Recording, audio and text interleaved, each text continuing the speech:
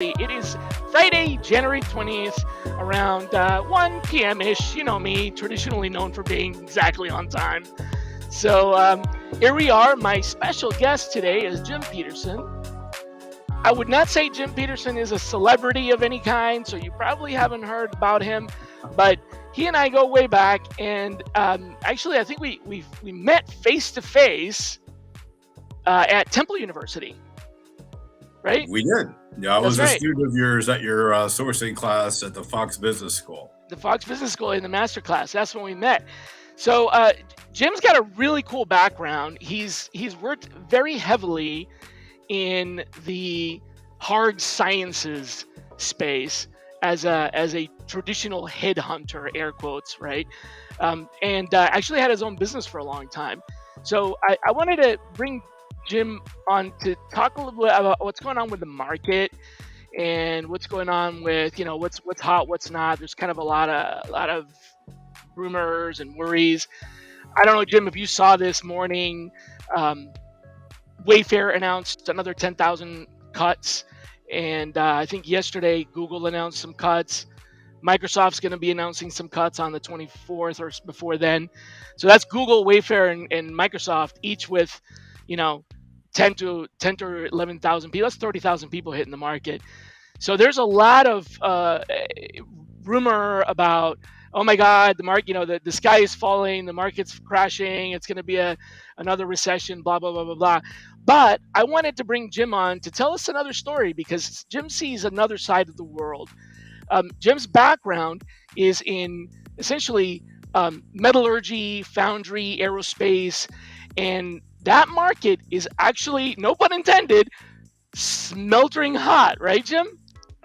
Exactly. And that's far from my background. I'm not sure a lot of people have been in a steel mill or a foundry. It's not maybe the hottest job out there, but right But it's now pretty the some market pretty hot stuff. is pretty hot. Yeah, it's very hot. We're seeing a totally different market. A lot of, I'll be honest with you, 10 years ago, I thought maybe I was missing the mark and should have went down the IT lane. I did not. I stuck in my lane, and I'm glad I did.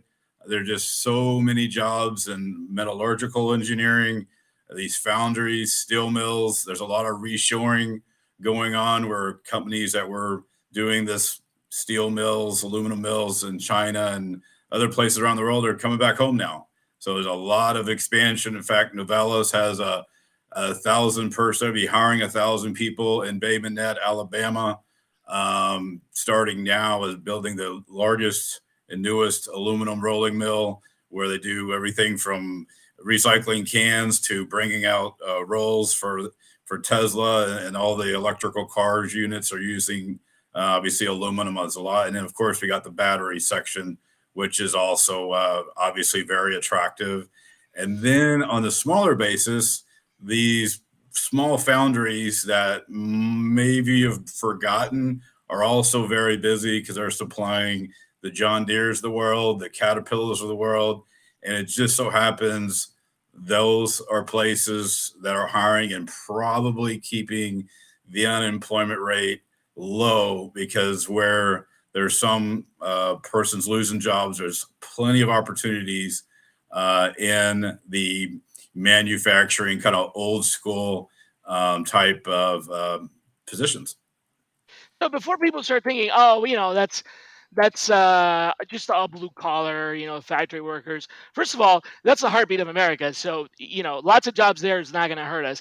But I also wanted to point out that these jobs are all over the place. I mean, it could be people that are working, inside of the smelting floor, but it's also engineers. It's also just so give us like a vertical representation of like what are all the different types of roles, from like I said, unskilled labor all the way through to executive. Just a quick idea as to what all is involved. Sure. Well, I'm a professional recruiter. I only deal with engineering up to C-suite.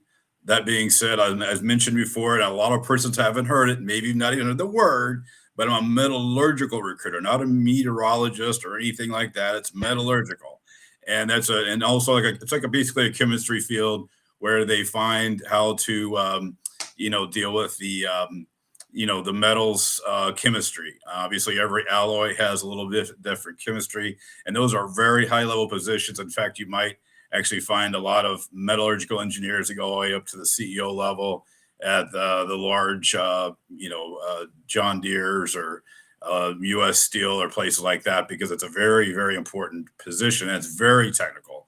Also, there's all types of engineers, and also I think one thing we're maybe missing is there's just so much automation going on, which is almost like IT. I think like Rockwell Automation, the old Allen Bradley's PLC, those types of roles are very in demand, and because we have a shortage of people, you're seeing that there's just those positions are being very difficult to fill, and possibly some people need to reconsider maybe going down the manufacturing lane.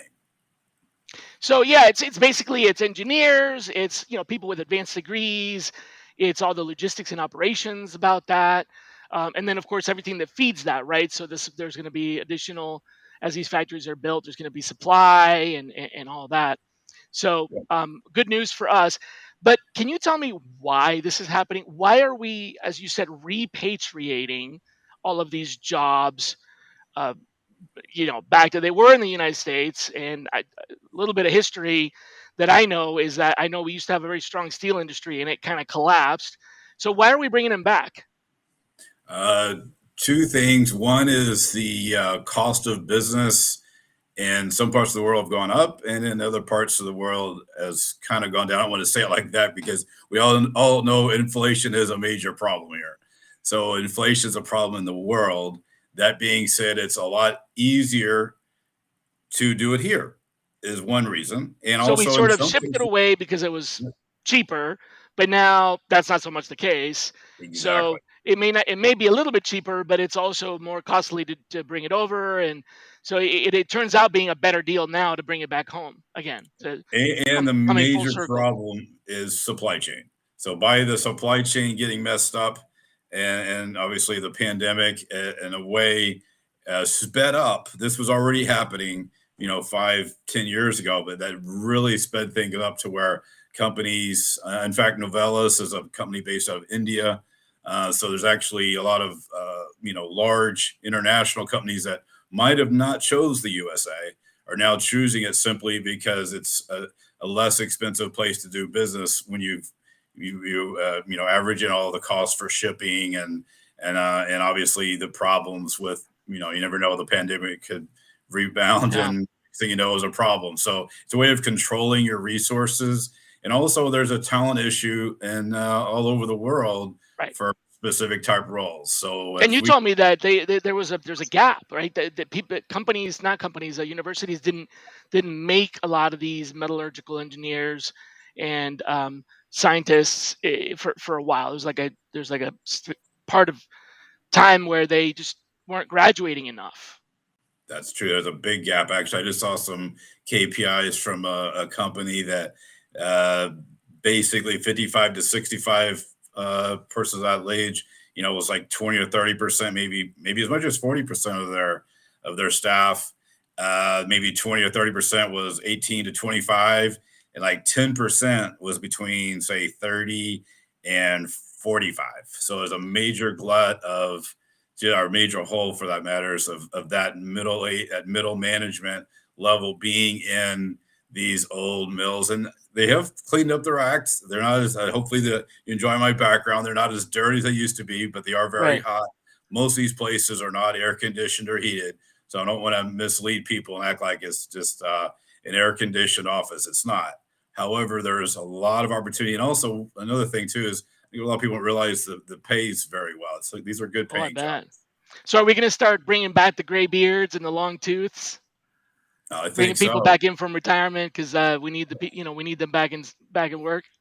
I think so. In fact, I think I just had a interview this morning, similar situation. I also do some like pattern makers and jobs like that that are almost not existent anymore, and that's where the CNC machining comes in. But that's a different story. But Kind yeah, a of a lot of technical job within that space. the Exactly. CNC. Yeah. So get this funny story. I used to work at Coca-Cola, right? Long Okay. time ago, in 2002, 2003, something like that. And yeah, I like to get involved with the business when I'm recruiting, because I feel like when I'm on the phone with a candidate, especially a passive candidate, I've got to buy into what the company does in order to pitch the job. Like I don't need to know how to do the job, but I feel like I need to kind of um, it would get bought in, really believe in it. So I love to do ride-alongs and things like that. Anyway, I had the opportunity to go see several manufacturing facilities and talk to people about how literally how the bottling is made and everything. So long story short, I found out through some of the engineers at these factories that the reason that Coca-Cola stopped using refillable bottles, those glass bottles where you used to be able to take them back to the store and take the empties back and then get filled ones, and then they would reuse them. So the reason, and I'm probably not explaining this correctly, so I'll summarize, is that the production of those glass bottles requires a lot of steel molds, and steel got really expensive. So the steel mold manufacturing for the bottles, and apparently each mold only lasts about 1,000 bottles. After a while, it starts to deform the glass. Something happens, and the bottles are more crackable or whatever. So Mhm. they have to replace these molds every so many cycles. It got too expensive and too difficult to manufacture when they offshored sourcing and manufacturing. So when steel went away, the reason that reusable bottles aren't made anymore is because steel went away. Now that steel's coming back, this is the interesting part, because I'm sure that other part you already knew about. Here's the interesting part, though. Coca-Cola has said that by the end of this decade, we will begin to see refillable bottles again, because Mm. we're doing that now so we can do the molds, and it's becoming cheaper now. So the cost was, um, if you produce these refillable bottles, you spent less money making bottles, but you spent more money making molds. Right. They switched to just making glass because they could make the fragile glass, the disposable glass, faster and cheaper without using these expensive molds, using other stuff. I don't know exactly how. So that's why we switched to those glass bottles. And I still like a nice glass, of a Oh nice yeah. glass bottle of Coca Cola. Oh yeah. That's the best. Um, yeah, and so they basically are like, hey, we can do this again, and it's going to be not just better for the environment, but also cheaper. And the bottles are, I guess they're hardier. They can transport easier. They keep um, the flavor and everything in. So it's kind of cool that there's a lot going on behind the scenes here to help the economy grow, and it has a lot to do with just grassroots, what's going on at the very, very base of the economy. So why did you, with all this positive stuff, and I love that we're talking positive because there's so much negativity out there. You and I talked about this where we're like, hey, there's all this negativity about the market. With all this, like, I don't know, blue sky or whatever you want to call it, why did you make the switch from being a business owner? So you used to have your own search firm. You were a successful, entrepreneur. Not that you're not anymore, but you know what I'm saying. So you sold your business, or you got out of being in business to actually go to work and have like a square job with with one of the largest staffing firms in the world. So what was that change about? Well, actually, couple of things. I want to go back to your bottling thing real quick. And I thought you were going to talk about aluminum. And Oh obviously, no, we can talk about that. I don't know enough. You but talk about that. I I don't will know go about it. back. But I thought that's where you're going to go to. But I don't know if a lot of people realize, but aluminum is recyclable for infinity. So now you're seeing the Budweiser cans, the Coca-Cola. A lot of it's aluminum, and a lot of that's going to probably stay that way. There's a lot of companies. In fact, Novelis is probably one. They're going to be doing those aluminum cans. So now we're going to have a little competition for the glass. For the However, glass, but I do prefer a either cold way, glass of fine. Coke. So that being said, when it comes to why I made my change, I mean, as we both know, you more so than anyone, Shally, this is a technology business, and you need resources galore more so than you ever did. I actually, believe it or not, started recruiting without a computer. So I'm an old school, get on the phone and do it like you used to, right? I was Calling, there. I yeah. remember So we know how that works. So printing now, resumes and copy and yeah, paste and cut and paste meant scissors and oh yeah. take the resume, and patch the other. Yeah, I remember that. Now, I am not before mailing resumes or fax. I was right on the cusp of maybe faxing, but that's enough said about that. However, today we need these tools. We need Zoom Info, Indeed. I mean, you go on the laundry list. I mean, there's quite a laundry list now, and they keep on changing. And what's really changed is everything that's somewhat free usually gets monetized, and you need a pretty large budget to have these tools at your fingertips in a fast way, because this is still a fast business. First guy wins. And honestly, that's why, as LinkedIn Recruiter was raising their prices as an independent salesperson and my other tools, it just, and of course, insurance for me and my wife, it just became easier and easier to go into a large business where I'm supported and also have a team. Not that I didn't have a few individuals working for me, but nothing like what I have now. So it was a pretty easy decision.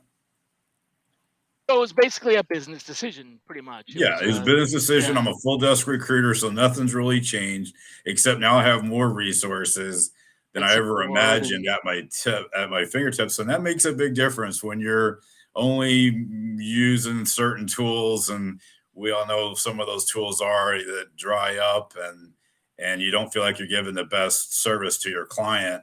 It makes it relatively an easy decision, and I think you're going to see more and more people go that way simply because of the tools and the expense of being on target recruiter. yeah. Well, you probably know, when we met, I had my own company, and I basically started in this industry back in 1996, and around 2000 or so, my wife and I started a business. So basically, I was a entrepreneur for a good solid, I'd say maybe 18 years. And I eventually, I eventually actually got out of that and got a square job with a company called Fiserv, where I went to work full time. That was 5 or 6 years ago, actually.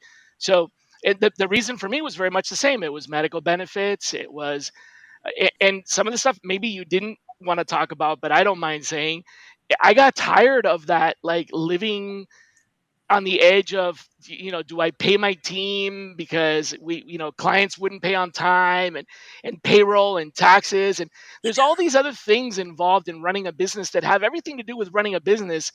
And as the business owner, you're the only one that knows about that, unless maybe you have a staff or something. But nobody else knows about that, and it really is a bummer. There's a lot, like you said, insurance, not just health, but company insurance. I once had a client that said that I had to have, um, not only fiduciary insurance, but also I had to have an honesty policy. Only once did I ever in my entire I've had more than 500 clients, and only once did a client ever ask me for an honesty policy. And I was like, "What?" I mean, it's so I had to go scramble to get that. That's really and that was a 40-hour work week, and then I had to do my regular, the job that Right. the companies were paying me to do. I had to do that. So I finally just said, "You know what? I want to do the job. I don't want to do the other job of getting things so that I can do the job." Just it was too much. Oh Maybe, yeah. Well, once the kids get out of, house or whatever. But yeah, sorry, go ahead. I got you. I totally feel you. In fact, the more to the story is as we know, I'm a direct hire recruiter. I don't do temp to hire. Mhm. So those are some relatively large checks. So when people delay, it really affects you. People don't realize sometimes how a recruiter gets paid. I mean, we do in the business, but some people don't. And then if you lose a client or a client goes out of business and owes you, it's really kicking the gut, and you got to do something. And that's kind of what Yeah. happened with me, where you get to that point, and it's a tough business like that, because you might have a lot of payables out, large payables, and people kind of And your some receivables companies pay just what they don't want. Yeah. Usually they pay, but it's not on time. Yeah. So Exactly. They pay you maybe net 60. I don't all know, really, kinds of stuff. net Yeah. 45, and they go, oh my gosh, So So that I mean, explains a lot. oh Yeah. yeah, and then some of these companies, as you know, too, the big ones, the really large ones, have certain play. They might only do, cut checks twice a month or once a month, and that's it is what it is. Yeah. So for those of you out there that are considering going out on your own, keep this in mind, right? I mean, I'm not going to discourage you, but it is work, and there are shortcuts. You can hire a company to do back office and stuff like that. But there's more to it. Unless you're just unless you're an hourly consultant doing independent, consulting where you just work by the hour. The moment that you start a business, there's all these other considerations, and you have to balance that with what you want to spend your time doing, basically, because it's your time. Now, once you get to a certain point and you're big enough, you can hire somebody to do that part. But now you have to have enough income to be able to pay that person, and they're not profit generating. So, again, keep that in mind. It's kind of this hump that they don't talk about in business school, where like when you start out, you kind of got to build up to that point, and then you have to pass that like growth curve to where it gets easier on the other side. And the hump, I mean, is like it gets harder and harder and harder until you finally have enough team. I'd say a staff of like 3 people to help you with all that other stuff that you need to get done. And now you need to hire trustworthy people. And I got to tell you, as a recruiter, um, this may not be a common thing, but I myself am terrible at hiring people. Just terrible. I mean, I've probably, for myself, that worked for me, right? I've Yep. probably hired uh, twice as many people as I should have, because of just I don't know. It's very different when you're recruiting for somebody else and you can be impartial, and then when you're recruiting for yourself and you can kind of fall in love with someone, as a candidate, and it might not be the best choice. I don't know. Do you find that? Have you ever had to hire for yourself and you feel like you might not be as good at that as you are for hiring for your clients, or is that just me? No, that's not just you, but one of the other concerns I have is obviously it's a relationship business, and as soon as you train someone really up, they might not be sticking with you. Goodbye, So see that's ya. no, exactly. In fact, I'm not gonna kid. That was how I got in the business. I started off as a founder recruiter with a small firm, and Mhm. when we were two in, I was like, wait a minute, I can do this myself. Right. So that's a challenge too, is to keep a rock star happy within your own agency is always a challenge. So you might be training someone up for themselves or for someone else. So it's a very challenging market because this is a relationship business, and initially, you're right. It could be a very inexpensive business to start. From that perspective, Right. because But all you fast forward 10 years later and you're like, oh my God, running a business is a lot of work. So you right, could strike out on your own and then realize, oh, yeah. exactly. So yeah, there's challenges, everything. But so anyway, great to be with a large firm, and I highly recommend that as a career path also. Stress levels. Yeah, stress levels down, and also, but I do know there's a lot of recruiters looking because unfortunately we didn't talk about this, but then some of those clients or companies you mentioned earlier, the Zillows or the Google, I mean all of them, like you Mhm. said, Microsoft even. A lot of times the sourcers and HR go first. Yeah. In fact, I saw some onboarding people just got laid off. It's kind of hard to have onboarding people when you're not hiring. So, but there's plenty of good jobs for recruiters out there. It's just right now I know it's IT is kind of tough. Yeah. IT specifically is a little mixed. It's not, I mean, there are lots of companies that are still um, hiring and growing. And, I mean, certainly my company is, but not at the same speed as last year. However, it's growth. It's just not as, so it's still growing, but not as fast. And so, there's just a lot of noise and confusion. I have a buddy. I'm not going to disclose who it is. They may or may not have been on the show prior to that, which is not giving too much away because this is like our 137th episode. So good luck finding the one guest out of the 137 that have been on the show. Um, but I'm going to tell you this. So he's having a hard time getting a job he's a recruiter, experienced recruiter like you and I, and has also been a leader, recruitment leader. He doesn't really want to do the management necessarily. He will if if it's a good opportunity and a good company, but he's not looking for just management. He'd be just as happy being an individual contributor or starting up a small team or something like that. But he's having the hardest time finding a job. Um, the thing is, he's really old, like you and me. You know Okay. what I mean? Thanks. He's over 50. So, and I think the age of discrimination is 45. So, anything after 45, you're a protected class now. You and I are both protected classes by a few years. Nice. What advice do you have for old fogies like us who might need to go and get a job right now and are probably facing competition from people that are literally half our age? What advice do you have for us, for the old folks?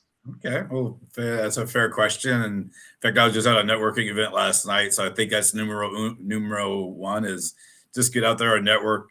Because again, I used to say this when I was younger, but now that I'm older, you can't help how old you are. It's really once you get over that barrier, it's irrelevant because it is what it is. And when you're 25 with no experience, it's, hey, I can't help, and I'm a young guy, didn't start to give me an opportunity, and the same goes when you're older in a way. And Hmm. usually that barrier can be overcome pretty quickly. And actually, I guess in a lot of ways, that's where the beauty of our business can be. Is if it is, say, your initial communication is a phone call, they can't see you. I mean, they look at your background, they do, and then let that speak volumes for when they do meet you. And then I just, it's obviously age discrimination, but even so, I think Yeah. it can be over layered with experience. And now with this whole of an amount of people that need to be working, more and more companies are very, very open to that individual simply because of supply and demand. Well, I hope so. And Anita made this comment: careful when you say old. Over 50 is old. Yeah, that's First like of I was all, like, "Whoa, I didn't realize 45 was old. I'm sorry." First of all, Anita, no, it's not. I'm 100% with you. Absolutely not. I'm over 50 and I don't feel a day past 30. I mean, like, I can't even believe that. I'm probably going to be getting my AARP card in the mail any minute now. Um, so it's not that I'm calling people over 50 or over 45 old, it's that we're protected classes. And the problem here is that when they look us up on LinkedIn or we interview and video interview, um, and we're not 25, basically there's this discrimination. In fact, the Facebook user just posted, ageism is not only alive and well, it's thriving. Yeah, it's one of those, we talk about diversity and we talk about inclusion and we talk about belonging, but it's one of those weird ones that catches you by surprise because at some point in your life you will face this ageism even though you don't feel like you're you know so my friend's call was a wake up call for me because I was like, man, I'm lucky right now I have a job, but what would it be like for me to be having to look for a job right now considering that there's all that. So I appreciate your advice on you know what to do. So networking, basically try to do a phone call instead of a video interview from right off.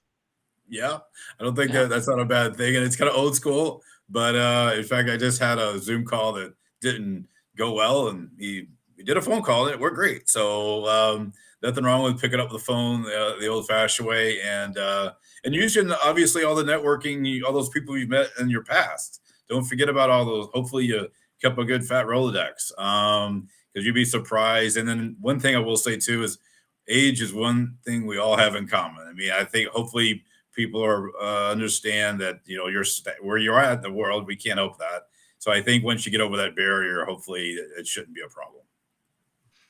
Good point. That's a good point. Yeah. Or make it a joke. Yeah. So I haven't. So I have to laugh. Carmen, geez, it's hard to think over 50 years old. No, it's not. It's not. People are gonna hate me for that. That's okay. Go ahead and hate me because I didn't mean that 50 is old. What I'm saying is that we get seen that way. I know it's happened to me already, but um, I was actually I ran into this as a full desk recruiter when I was working at a company, um, where the client it literally outright said, quite literally said, "We don't want any old people." And I was like, "What?" See, I'm sorry. Has that ever happened to you, Jim? Have you ever had a client that said, "We don't want any old people"? Actually, it's going a little different way, and I thought you were going to talk about. I was getting ready. I was laughing about being remote, because now I think maybe that's the other maybe avenue is being remote. It really doesn't matter now. Come on. I Get a little mean, cardboard cutout of your face, we're all I don't know 20 how. years younger. Be like, yeah, yeah. Yeah, just put an old LinkedIn profile picture up. You're all good. Copy and paste your resume so it doesn't go past 10 years. And Yeah, it yeah. all works. But yeah, with this remote life where you live, I think it even really defers the age even farther down the list of needs. And again, supply and demand. Persons That's a are. really good point. I'm actually getting the opposite of. Yeah, we want anyone and everyone. We don't care. I mean, I'm sure there's some maybe In limit. your industry, right? So somebody posted, old school works in aerospace. Um, Definitely, yeah, that's for sure. But so here's another piece of advice. Then you gave me five now. The other one is look for an industry where that's not a problem, because there may be some industries where that is. Yep, and you can relate. And then of course there's the relating with everyone else, right? So it is what it is. But Oh yeah, wow, yeah. yeah. Check this out. This is a really good one. As an old guy, this is from a YouTube watcher, 51 years old. I'm concerned that any future employer will wonder why someone at my age is not looking for a leadership role. Oof. Yeah, No. take that one. Yeah, people kind of have a, why is and also I get which I used to never. Why hasn't someone moved around more? If you've been at say Boeing for 30 years, what are you doing? But it's just a different thing, But That's a culture it thing. is what it So, what is. would you have? What do you say to our YouTube watcher that, um, you know, it, they're shocked that you're not looking for a leadership role? I mean, I've been there, done that. I'm currently in a Yeah. leadership position, and I've taken jobs. I've gone backwards into non-leadership and stuff like that. But what advice do you have for those people that are maybe not looking for a leadership role and they are over 50? I would go back to your strengths. So if your strengths is sales and you've been a sales manager, I think everyone knows how that can go. Sometimes you don't mind getting ratcheted down to the salesperson, got your strength, and obviously you're dealing with other person's maybe issues or whatever. So that's a valid point of you could even explain easily why that would be a career path. Otherwise, again, like a metallurgist. I mean, there's a lot of people work in labs and solitary type work and maybe like it. And that's again, you do best where you're happy, and also too, as the funnel goes up, there's fewer positions. So maybe you got a little glass ceiling, and Yeah, that's okay too. That's life. But so I yeah, would say that not being a leader in your 50s is not a not bad the end of the thing. world. Yeah, Yeah, it's it's not a okay. bad thing. I mean, you might, I might even be looking for it from a point of view of like lifestyle and not having to, Yep. sometimes being a leader, you have to work longer hours, travel more, things like that. So those are reasonable explanations. So, did you ever have a client that said, I don't want any old people? Because I'm going to tell you what I did with this client, but I wanted to see if you Okay, had that. sure. See here. Oh, well, for certain positions, definitely. I mean, persons, at least I think people can still tell a recruiter about anything. I don't know. They seem like they do anyway. But yeah, there's definitely, how do you say, Well, there's some jobs where well, there's a requirement, right? Like if you yeah, are looking for a cashier at a bank teller, and your bank is located in a part of the city where a majority of the population is of a particular cultural background or ethnicity, it's certainly uh, it's certainly viable and a good idea to recruit people that are a part of that community. So that makes sense where you might want to have, you know, um, uh, that requirement. But this was just, we don't want anybody who's old, and like literally just nobody who's old. My first question was, what define old? Like what is, first of all, what is old? And they're like, well, anybody that's in their 30s or 40s. And I was like, oh my god, it, like that actually happens to be not a protected class. So you're telling me that, yeah, anybody over 45 is protected, but in their 30s they're not protected by age discrimination laws. So I was just like, I can't do this. Anyway, short story, I just told them I wasn't going to work with them. totally understand. Maybe it's because if someone's that specific, it's and then I you didn't feel start to right. wonder if it's about their background. Is it the resume, or do you want to meet the person first and see if they look like or what? And if that's the case, it makes our job almost impossible unless you get totally lucky.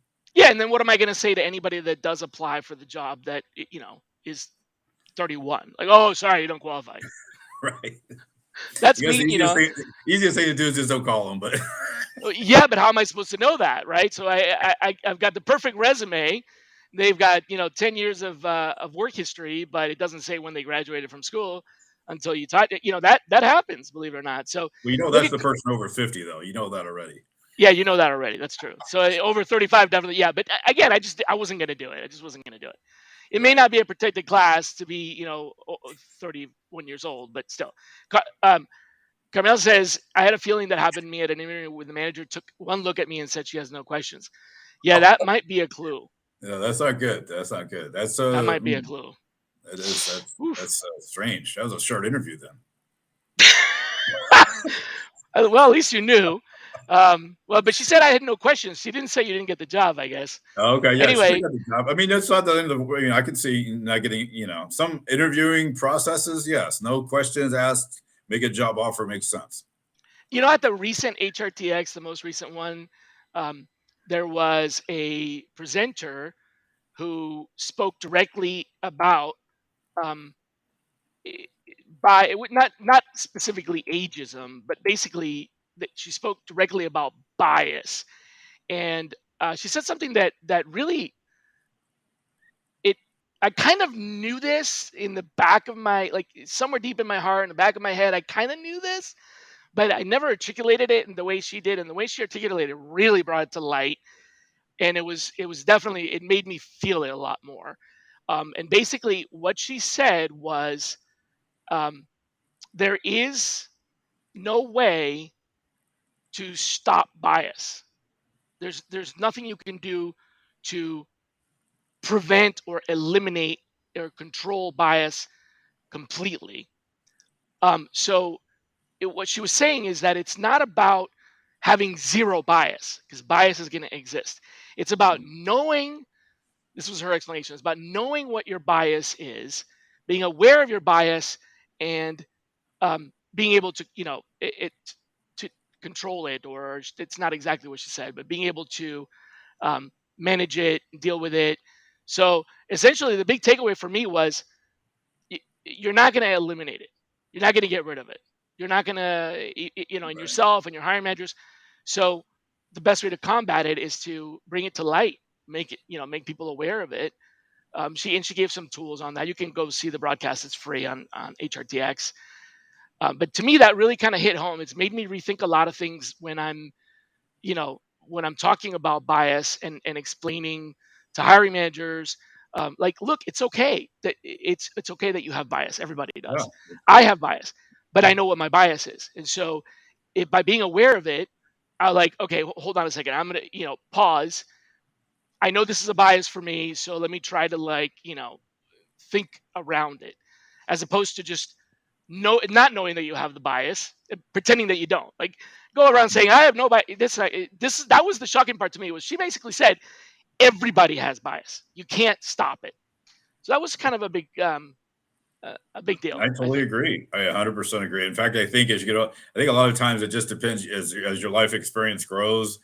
Your bias comes from your personal experience with certain individuals, and you classify them as such, and it Right. skews you or makes you cynical, and it's just part of life, and you got to overcome that. And hopefully, you have another hiring Be aware manager of it, that can and exactly. yep, say, hey, listen, so I actually started interviewing candidates a little bit differently as a result of that, and I had one of my candidates to come work for me as a member of my team, and I had one of my colleagues conduct an interview strictly from the point of view of bias.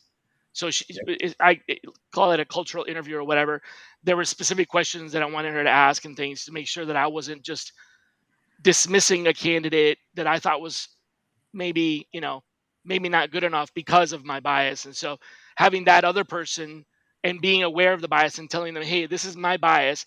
And then they kind of checked it and they were able to come back. Oh no, this person definitely is not qualified. You're right. Or, hey, no, they're really good. You should take another look. So I injected another step in the process because of that. And I applied that to all my candidates, which they didn't like very much. my colleague didn't like very much because it was a lot of interviews. Oh But yeah. I think if you're aware of it, you can do something about it. And if you're not aware of it, you're not going to do anything about it. I think getting a second opinion is big. I'm in the new age group I've been running into lately is how do I say this? Women between 25 and 40 with children. That's another, because again, there's a bias there. People feel that it should be doing a certain thing and or Right. can't Oh, you're travel. You know, 25, you're 30. When are you going to have kids? Why do you want to? We don't want you to work here and then leaving. Yeah. No, I totally get it. yeah, so that's a big one lately That's for me. that's a big Our one. persons with the young children that have responsibilities, and they're like, oh, we just got burnt on a single mother. We don't want to go through that again. And I get it, but that's a bias that you have to take each individual at their own Right. level and So move you're past aware that the hiring managers have that perspective, and so it. you make sure that you have something to check and balance that. Yeah, that's smart. You might lose. You probably still lose, but at least you can make it work. But that's a new. We're talking about age groups. I just thought I'd It's a put. lot difficult. You know what? You're right, but it's a lot harder to um, to be unilateral like that when it's been brought to light. You know what I'm saying? So if you just say, oh, okay, no problem, and you're the type of recruiter that just takes that feedback at face value. Oh, how did you like Sandra, that candidate that you interviewed? Well, she's not a great fit. I don't really know why. Oh, okay, no problem, we'll move on to the next one. But if you come back and say, well, is it because she's of child rearing age? Is it because she has kids? Or because she's a single Yep. mother? Because you can't really consider. Then that hiring manager is going to have to like do a second, like, okay, hold on a minute, yeah. So it's our responsibility to bring that to light, um, to give somebody that a fair chance, basically, and Yeah. that's what this speaker was saying at HRTX. So, Wow. man, I Totally. promised you I was going to only keep you for 30 minutes, and here we are, definitely past 30 minutes. And I told you, man, we get up here and we have fun, and you just forget Yeah. about it. So appreciate you coming so much, man. It's been fun to have you. Hey, thank you. I think I feel a little younger now. I don't know, but I didn't know we are going to go off of that path. But I sure appreciate Yep. that opportunity, and it's a real honor to be on this with you, Shally. You are the godfather of resourcing, and I Thank guess you the for not years of saying experience. grandfather. Yeah, I guess appreciate it. the experience does filter into what we're talking about. But it's been fantastic. I look forward to learning more from you and working with you in the future. I always have a question for people as we're ending the show, and for you, it's the same question for everybody. But is there something that you want the audience to know that you want them to chew on, right? So what one thing would you say to the audience that you feel like you really need to get the word out about, and you want them to go think about it? Doesn't have to be profound, doesn't have to be anything, just something that you feel like really needs to be known. Let's keep it simple. I think recruiting can be fun. I think we'll just leave it at that. You can still have a good Dude, time with that's deep, recruiting. like really deep, like that's very deep. So It could be a and good it, time, simple, deep, and fun. Yeah, recruiting can yeah, be you could fun have for a good sure. time with it. And make sure you don't just get stuck in your little lane. Get out. We haven't talked about it, but I was going to say join trade shows, join societies, read magazines on where you're at. You'd be surprised that's old school, right? Magazines. Wow. I mean, they're still out there. A Even lot if of they're these online, it's still a magazine. Yeah, exactly. A lot of these companies, are big in their certain whatever magazine it is, be it aerospace or advertising, or I can think of a Hmm. bunch of them, and that's some great Yeah, great information, and also journals. good sources for candidates looking for jobs. Go pick up an industry journal that's about your industry. Read. At the very least, you'll get some more wrinkles in your brain, maybe even have some fun. Thanks, Jim. Exactly. It's been awesome. All Thank right, you. everybody. Have a great weekend. Take Bye care. bye.